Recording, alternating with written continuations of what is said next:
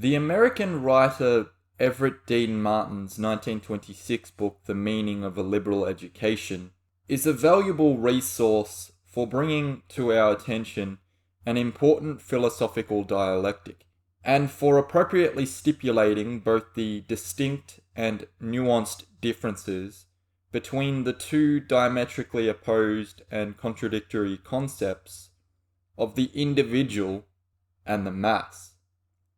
It is not an exaggeration to declare that in the present day there is ample evidence to suggest that personal liberty and individual rights have succumbed or are succumbing to the threat of relentless engulfment by the peculiar human phenomenon known as the masses, the crowd, the group, or the hive mind.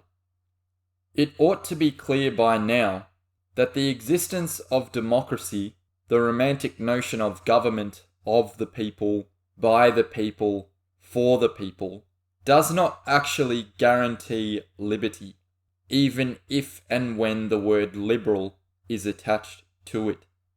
Democracy primarily concerns itself with the people, and thus with majority rule, something that is quantitative.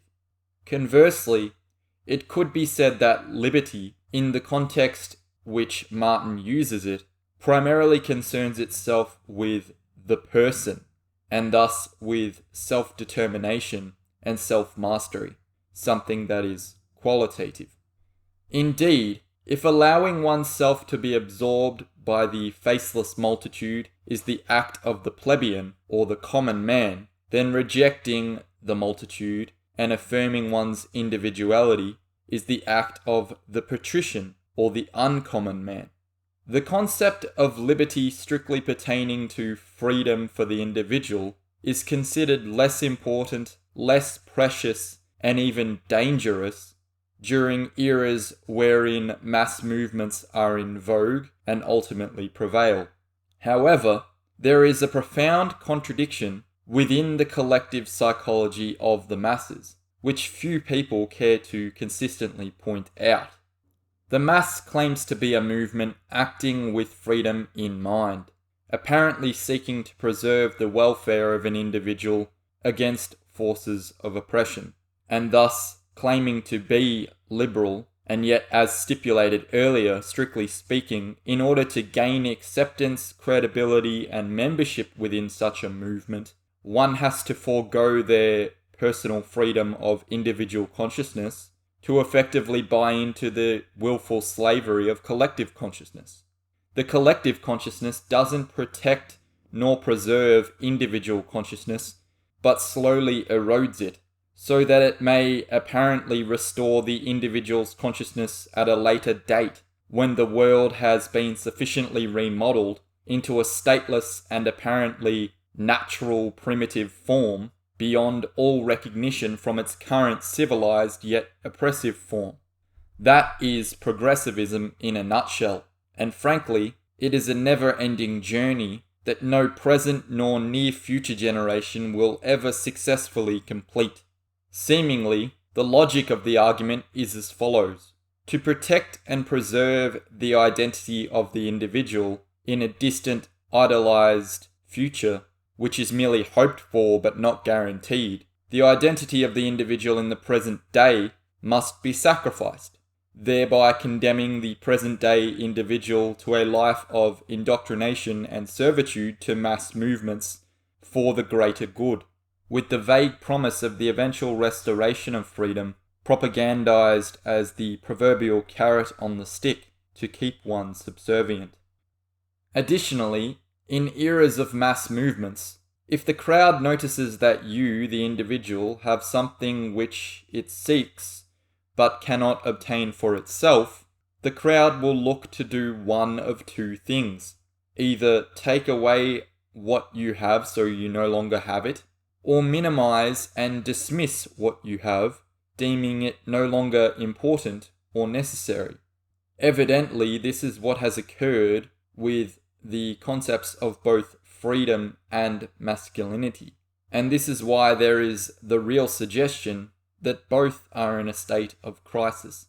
Hence, the true archetypal free man is the lone individual, and the true archetypal masculine is either the lone lion as the one king who loudly rules his pride, in the case of the alpha personality, or the lone wolf who quietly strays from the pack and doesn't conform, in the case of the sigma personality. The crowd, and those who affirm its consciousness, are always somewhat suspicious of the freedom of others. Those without the capacity or respect for sovereignty impose their own limits upon the sovereignty of everyone else. From childhood onwards, we wish to be able to do what we see others doing, but only because others are doing it. Like the child who sees no value in the toy until he sees another child playing with it, causing him to cry out and suddenly want it for himself. If and when it is impossible for us to do what others do, there is a jealous tendency to restrain them. If one does not value sovereignty, then none are allowed to value it. The individual who possesses self-mastery and a high level of competence, which may translate to success or privilege, is often seen as wicked and wrong. Ultimately, however, the jealousy is an example of the cultural phenomenon known as tall poppy syndrome. When a successful sovereign individual, or tall poppy, is cut down and criticized by the masses will justify the criticism as a supposed lesson in humility and a serving of humble pie. This may appear true, but the criticism also seeks to keep the individual in line by dampening his ambition and stamping out the flames of entrepreneurialism. Fundamentally, it is still the rising tide that lifts all boats, namely high standards and expectations as an individual leading to high quality results. It just seems that not all boats wish to be lifted, which is a great shame. It is the ideal of the educated individual man, not the demands of the crowd, which is the best guarantee of freedom. The individual is indebted to his true liberal education for any liberty he may enjoy. If education is to be genuine, it must exist in an atmosphere of intellectual freedom. It must be guided by truth, not by agenda. When education is not liberalizing but is dogmatic, it is not really education, but is a highly systematized form of propaganda. Within the progressive ideal of the return to nature, or the glorification of primitive man as a noble savage, popularized by the liberal Jean-Jacques Rousseau, there appears to be an infantile wish to escape from the tasks, responsibilities, and restraints of adult life. The regressive ideal of willfully returning to infancy is a different conception of freedom when compared to the freedom attained from a liberal education.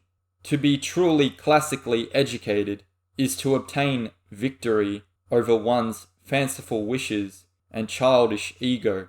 To be truly classically educated is to voluntarily seek to become an adult, become a master, and become a man.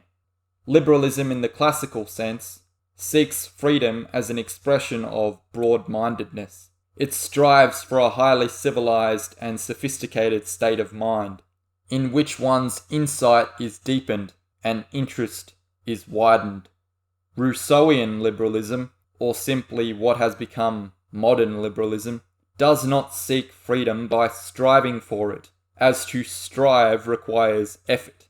Modern liberalism seeks freedom in relaxation of effort, in comfort, and frankly laziness. Yet if one wants to obtain any form of valuable mastery for himself, then one will have to channel his effort and attention into the work he does.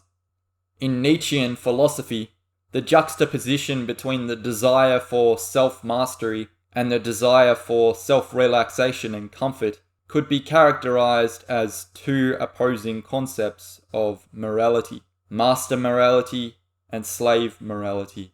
Men become free only when they strive for and achieve self-government. A man governs himself to the degree that he displays competence and acts upon his own judgment. Freedom thus presupposes, first, that people are capable of judging things for themselves, and second, that they are permitted to do so. If they cannot judge things for themselves and are not permitted to do so, then they are not free, but unfree. Self-government is impossible when every private matter is turned into a public question or a public issue to be resolved by an undereducated multitude. Herein lies an issue with democracy, voting, and constant plebiscites and referendums. An incompetent man hides away from the responsibility inherent within exercising private judgment in his own life, and yet somehow feels confident and eager to make a judgment on everything once it becomes a public issue.